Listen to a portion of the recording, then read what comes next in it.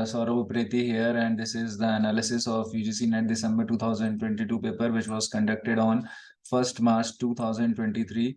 And I have divided the analysis of the paper into two sections. The first section is what is called as the literary ages and key authors, where we are going to deal with the authors related to TGT, PGT level that I have already, done. And very soon you are going to see the video on that. And the second video, or should I say, I have made three videos. First video is analysis of Shift 1 paper TGT, PGT level. Second video is Shift 2 paper TGT, PGT level. And the third video is this is criticism and theory analysis section of the NET paper, which is useful exclusively for NET English aspirants. Okay, so let's straight away dive into the questions without any further delay. So overall, I would say is that the Shift 1 paper was moderate, and we can say that the questions asked were from all the fields, mainly from English literature, literary ages, and there were many questions that I have already covered in another video, especially for TGT, PGT level. As you can just quickly run through that, these are the questions that we have done already. So questions were asked on Robert Burns, Oliver Goldsmith, Philip Larkin. Okay, Shakespearean questions were asked, questions based on the Shakespeare's work of Bengali translation, Thomas De Quincey's work, Thomas Carlyle's work. So all these works were there, which you can see here. And then let us move straight away into the specific sections related to what should I say, NET exclusive. So I will say that Anton Chekhov's works were asked. He was a Russian writer. And then assertion reason questions were asked from second language concept. We know that English is L2 here. So उस पर एक question आया था. इसी पर एक question मैं आप लोगों को बता रहा हूँ, बहुत इंपॉर्टेंट क्वेश्चन आया था कि oldest method of teaching English. Very important question. So it was GT method, grammar translation method. Very important question was asked. Okay. So we can say here that in this context, very important questions from second language was asked. Then there was this question based on Indian Kashmiri thinker. Okay. And his three language formula was asked. Three circle theory. Sorry, three language नहीं, three circle theory होगा. Three circle, inner circle, outer circle करके एक question था. Three circle theory, Braj Kachru. Yes. Please note कर लीजिएगा, net वालों के लिए बहुत इंपॉर्टेंट है. ब्रज कचरू इंडियन कश्मीरी स्कॉलर हैं, इनके वर्क्स बहुत ज्यादा पूछे गए थे. इसके अलावा अगर हम देखें इंडियन लिटरेचर इन इंग्लिश में, ये पूछा गया था कि आपका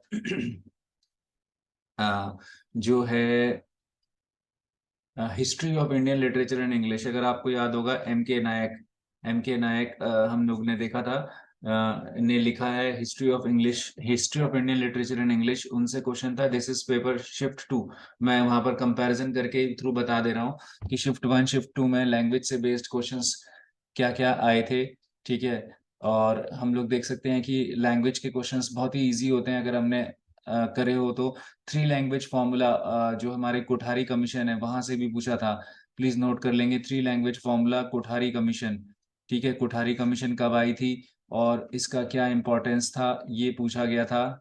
ठीक है, कोठारी कमीशन से three language formula, very important. And then फिर अगर हम लोग देखें, इसके अलावा हमारा राधा कृष्ण कमीशन जो कि 1948 में आई थी, वहां से भी क्वेश्चन था. ठीक है, तो कमीशन से क्वेश्चंस पूछना जारी है. और इसी से रिलेटेड एक क्वेश्चन क्या था गाइस, जो इंडियन एजुकेशन में जो इम्पोर्टेंस ऑफ यूरोपियन एजुकेशन थी, उस पर कि यूरोपियन एजुकेशन को सुपीरियर किसने बताया था, तो उसमें ऑप्शंस में मैकॉले भी था और चार्ल्स वुड भी था. So it was a close question because we know that अभी क्वेश्चन पेपर अवेलेबल नहीं है. सो बेस्ड ऑन मेमोरी हम लोग देखेंगे तो इसमें हम देखेंगे कि चार्ल्स उसमें आंसर जो है मेरे हिसाब से मैकॉले का एक कोटेशन जो है, हम लोग जिन्होंने मिनट्स ऑन एजुकेशन लिखा, this is shift 2 again. Shift 2 का क्वेश्चन था, तो उससे कंपैरिजन तुरंत आपको मैं जितने पॉसिबल क्वेश्चंस थे वो बता रहा हूँ, ताकि आपकी ये वीडियो बहुत ही इंपॉर्टेंट बन जाए और आप देख पाए कि किन एरियाज पे हमें एक्सक्लूसिवली वर्क करना है as a NET English aspirant. तो हम कहते हैं कि Indian language, English language in India जो यूनिट है, उनसे ये सारे क्वेश्चंस बन गए थे. और हम जो डेवलपमेंट ऑफ लैंग्वेज है उससे भी क्वेश्चंस देख सकते हैं, ठीक है। इसके अलावा असर्शन रीजन बेस्ड क्वेश्चंस थे, क्रोनोलॉजी पूछी थी। लिटरेचर में मैं अभी नहीं जा रहा हूँ, तो मिल्टन्स के वर्क पूछे गए थे। क्रोनोलॉजी में क्रिटिसिज्म की क्रोनोलॉजी के बारे में पूछा गया था। फिर उसके बाद सीमियोटिक्स से क्वेश्चन था। लिटरेचर के क्वेश्चंस मैंने दूसरी यूनिट में कवर किए हैं, दूसरे वीडियो में। सीमियोटिक्स, सो सीमियोटिक्स पे क्वेश्चन था, ठीक है। सिमियोटिक्स जो है स्टडी ऑफ साइंस होता है गाइस, तो उस पर एक क्वेश्चन हमारा आया था। उसके अलावा works of Raymond Williams and other criticism, Raymond Williams के वर्क्स से पूछा गया था। रेमंड विलियम्स हम लोग जानते हैं कल्चरल मेटेरियलिज्म वाले, ठीक है, ब्रिटिश वेल्श थिंकर हैं। कल्चरल मेटेरियलिज्म वाले रेमंड विलियम्स, इनसे क्वेश्चन बनता ही बनता है, ठीक है। तो यहाँ से क्वेश्चन था। फिर अगर हम देखें तो मैच द फॉलोइंग में क्रिटिसिज्म में अगर आप देखें तो ये देखेंगे एरिस्टोटल और ये सब, इनको मैच करना है तो सिडनी का हम देख सकते हैं कि डिफेंस ऑफ पोइट्री है। शैले का अपॉलॉजी फॉर, सॉरी, सिडनी का है आपका अपॉलॉजी फॉर पोइट्री, शैले का डिफेंस ऑफ पोइट्री, प्लेटो का आई थिंक द सिंपोजियम होना चाहिए, एरिस्टोटल का रिटोरिक्स।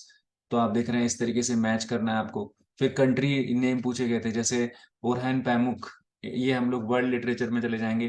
टर्की के राइटर हैं Orhan Pamuk, second youngest to receive Nobel prize. My name is red, उनकी कंट्री का नाम। एटवुड, कनाडा, कैनेडियन लिटरेचर की मदर कहा जाता है इनको, ठीक है। एटवुड को 2 बुकर प्राइजेस हैं। और जे एम कोटजी साउथ अफ्रीका के हैं, जिन्होंने जो है बहुत ही फेमस नॉवल लिखा है डिसग्रेस, ठीक है, नोबेल प्राइज विनर हैं ये, और अब ऑस्ट्रेलिया में सेटल हो गए हैं। तो इंटरनेशनल लिटरेचर में आप देख रहे हैं कि क्वेश्चंस पूछे गए थे। कोटजी से बार बार पूछा क्वेश्चन पूछा जाता है। कोटजी ने रॉबिन्सन क्रूजो का एक एडेप्टेशन भी लिखा है जिस पर क्वेश्चन बार बार बन रहे थे। फो, FOE, फो करके है, ठीक है। फिर kitchen Singh drama, epic theatre हम लोग जानते हैं अगर इंटरनेशनल लिटरेचर में बात करें तो। अगेन बर्तोल्ट ब्रेख्ट का एपिक थिएटर बहुत ही इंपॉर्टेंट है। और एलिनेशन इफेक्ट से भी क्वेश्चन बना था घुमा फिरा के। तो ये आपका आ जाएगा। फिर अगर आप देखें इसमें तो यहाँ पर कैरेक्टर्स हैं, जुलाइस पीपल, और जो है अगर हम यहाँ पर ये देखें तो ये अफ्रीकन लिटरेचर का सीधा सीधा क्वेश्चन जा रहा है। अफ्रीकन लिटरेचर के राइटर्स हैं, अगर आप देखें जुलाइस पीपल किसने लिखा है, नेडाइन गॉडिमर ने लिखा है। किसने लिखा है गाइस? नेडाइन गॉडिमर, ठीक है, बहुत ही इंपॉर्टेंट राइटर है। white lady from South Africa writing for the cause of blacks. So July's people anti apartheid पर एक नॉवल है, या एपरथाइड पर एक सेटायर है, तो उसके कैरेक्टर्स इंपॉर्टेंट है। इसमें शायद स्पेलिंग मिस्टेक हो रही होगी, इसको इम्प्रूव कर लेंगे। बाकी इकमे फुना, things fall apart, Chinua Achebe का नॉवल है, उसके कैरेक्टर से पूछा था। जॉयज ऑफ मदरहुड, बुची एमेचेटा। जी हाँ गाइस, बुची एमेचेटा is one of the international voices of America, sorry, of African writings in black literature. So बुची एमेचेटा का जॉयज ऑफ मदरहुड के कैरेक्टर से पूछा था। ये क्वेश्चन सेकंड शिफ्ट में भी आया था, ठीक है। फिर उसके बाद हम लोग देखते हैं कल्चरल स्टडीज में triple Cs cultural studies, centre for contemporary cultural studies, ये क्वेश्चन बनता है। इसका पूरा नाम क्या है? बर्मिंघम में है। ये कहाँ पर है? बर्मिंघम इंग्लैंड में। ये तो हम लोग जानते हैं, नेट में एक सेपरेट यूनिटी है कल्चरल स्टडीज की। तो बर्मिंघम में ट्रिपल सी का है ये।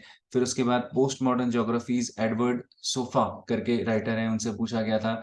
यहीं पर ही मैं आपको एक बता दूं कि हमारे पोस्ट कॉलोनियलिज्म में एक राइटर है दीपेश चक्रवर्ती, नोट कर लेना, दीपेश चक्रवर्ती से क्वेश्चन था और उनके वर्क्स से पूछा गया था। एक वर्क हम लोग को याद ही है, प्रोविंशियलाइजिंग यूरोप, जो कि काफी सालों से हर जगह पूछा जा रहा है। सो प्रोविंशियलाइजिंग यूरोप से क्वेश्चन था, और उसके साथ साथ उनके और वर्क्स को भी लगाना था। ये पोस्ट कॉलोनियलिज्म में चले जाएंगे। कहाँ जाएंगे? पोस्ट कॉलोनियलिज्म, ठीक है। फिर क्लाउड लेवी स्ट्रॉस से क्वेश्चन हमारे शिफ्ट 1 में भी था, शिफ्ट 2 में भी था। Cloud Levi Strauss of course हम जानते हैं कि स्ट्रक्चरलिस्ट, फ्रेंच स्ट्रक्चरलिज्म में चले जाते हैं। और कल्चरल स्टडीज, कल्चरल जो है वो माने जाते हैं anthropologist, French structuralist and cultural anthropologist का क्लाउड लेवी स्ट्रॉस का स्ट्रक्चरल एंथ्रोपोलॉजिस्ट, देखो क्वेश्चन आया है, ठीक है। तो स्ट्रक्चरलिज्म से क्वेश्चन था। फिर करेक्ट ऑप्शंस में हम देखें तो रेमंड विलियम्स के वर्क से क्वेश्चंस, ऑप्शंस को हमें करेक्ट करना था। रोला बार्थ के वर्क से पूछा गया था। यहीं पे मैं आपको बता दूं कि रोला बार्थ जो है, इनके अलावा अगर मैं बात करूं तो अभी मैं आपको दूसरी शिफ्ट का भी एक पेपर जल्दी से दिखा दूंगा। तो वहां पर आप देखेंगे कि जो है यहाँ पर आप नोट कर सकते हैं कि कौन कौन सी थियरीज से पूछा गया था। येल क्रिटिक्स बहुत इंपॉर्टेंट है गाइस। येल क्रिटिक्स जो है फॉलोअर्स ऑफ डेरिडा माने जाते हैं डीकंस्ट्रक्शन में, जिसमें आपका हेरल्ड ब्लूम वगैरह आ जाते हैं, ठीक है। जो जेफरी हार्टमैन वगैरह आ जाते हैं, तो येल क्रिटिक्स अमेरिका के उसमें से पूछा गया था। फिर एक ये सेकंड शिफ्ट के क्वेश्चंस भी यहाँ पर इसी के साथ लिख पा रहा हूँ। इसके अलावा फ्रैंकफर्ट स्कूल ऑफ क्रिटिसिज्म से पूछा गया था, बहुत इंपॉर्टेंट है फ्रैंकफर्ट स्कूल ऑफ क्रिटिसिज्म। ठीक है, ये जो है वॉल्टर बेंजामिन की थियरी है, वहां से पूछा गया था। फिर एक क्वेश्चन हमारे एल्थूजर साहब से था, एल्थूजर के बारे में पूछा गया था कि इनमें से कौन सा स्ट्रक्चरलिस्ट मार्क्सिस्ट है। तो एल्थूजर जिन्होंने इंटरपेलेशन दिया, क्या दिया गाइस, इंटरपेलेशन से सेकंड शिफ्ट में इंपॉर्टेंट क्वेश्चन था। यू नो गाइस दैट मेरा शिफ्ट सेकंड था, तो मुझे सेकंड शिफ्ट के क्वेश्चंस डायरेक्टली याद हैं, तो उसी के साथ साथ I am just trying to compare and trying to give a comparative analysis of both the papers in one video। तो इंटरपेलेशन हमने देखा कि बहुत इंपॉर्टेंट है, एल्थूजर का इससे क्वेश्चन था। ठीक है, उसके अलावा फिर मीडिया थियरी, हम लोग जानते हैं मीडिया थियरी, ठीक है से क्वेश्चन था। अमेरिकन जो मीडिया के बहुत ही फेमस राइटर माने जाते हैं। ठीक है, मीडियम इज द मैसेज, किसने कहा है मीडियम इज द मैसेज, ये आप देख लेना, यहाँ से इन राइटर पे क्वेश्चन आएगा, खुद से सर्च करिएगा, मीडियम इज द मैसेज करके। ये राइटर है अमेरिका के, जर्नलिज्म या मास कम्युनिकेशन मीडिया के राइटर माने जाते हैं। फिर साइबरनेटिक थ्योरी नया क्वेश्चन था, इस पर एक था वोल्पोन एंड द साइलेंट, तो हम लिटरेचर में चले गए, बेन जॉनसन। स्क्रूटनी जो है 1932 में किसने एडिट की थी, फॉरवर्ड की थी, F R Lewis, Cambridge critic में चले जाएंगे। ठीक है उसके बाद फिर ड्रैडन की पोएम लिटरेचर, ठीक है। फिर एंट्रस्ट, ये जो है क्वेश्चंस फिलिप लेबरनम, LABRNUM की पोएम टॉकिंग इन बेड करके वहां से पूछा था। फिर choose place written by Mahesh Dattani, Mahesh Dattani के प्लेस से क्वेश्चंस बन ही रहे हैं। हम जानते हैं महेश दत्तानी बहुत ही फेमस राइटर हैं गाइस, और इनके क्वेश्चंस बहुत सारे हैं, जैसे इनके प्लेस हैं तारा है, आई थिंक फाइनल सॉल्यूशंस भी इनका ही है अगर मैं गलत नहीं हूँ तो फाइनल सॉल्यूशंस को फिर साहित्य अकेडमी भी है। ठीक है, अरविंद अडिगा के वर्क्स देखो, फर्स्ट और सेकंड दोनों यूनिट्स में पूछे गए, सॉरी शिफ्ट्स में पूछे गए। रॉबर्ट ब्राउनिंग के प्लेस से पूछा गया था। ठीक है, तो अगर आप इसमें देखें, फिर क्रोनोलॉजी में अगर हम देखें, राजमोहन वर्क की क्रोनोलॉजी, ये सारी चीजें आपके लिटरेचर में आ जाएंगी, इनको मैं नहीं जा रहा हूँ, लिटरेचर में आ जाएगा। ठीक है, अगर आप यहाँ देखें ला रिवोल्यूशन डी लैंग्वेज पोइटिक, तो ये आप देखें जूलिया क्रिस्टिवा, जूलिया क्रिस्टिवा के वर्क से पूछा था क्रिटिसिज्म में।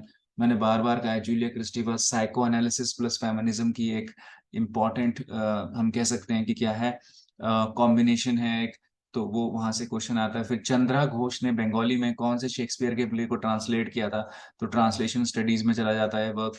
ठीक है, तो ये भी पूछेगा। फिर ये कोटेशन है कि जो हम लोग देख रहे हैं कि I am a man more against than sinning, King Lear का कोटेशन है, when sorrows come again, Hamlet, but I will wear my heart upon my sleeve. ठीक है, Othello and come what may time. तो ये सारे quotations आप देख रहे हैं, important quotations, they are from Shakespeare.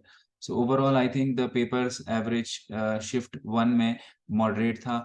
और इसके अलावा मैं क्या बोलूंगा इसमें, कि क्वेश्चंस अगर आपने ढंग से पढ़े थे, तो आपके पास एक अच्छा एक रेंज था जहां से you can do the guess work. So I think overall the merit जो है वो मेरे ख्याल से 55 to 60% के बीच में कहीं ना कहीं जनरल के लिए जानी चाहिए। और इसको अगर ज्यादा हम क्लोज नैरो डाउन कर दें, तो 57 to 59 के बीच में कहीं ना कहीं जनरल के लिए नेट की मेरिट जानी चाहिए। ऐसा मेरा प्रिडिक्शन है, नेट जनरल इंग्लिश का प्रिडिक्शन है, क्योंकि पेपर वन भी बहुत इजी नहीं था। ठीक है, so this is of course for shift one. ठीक।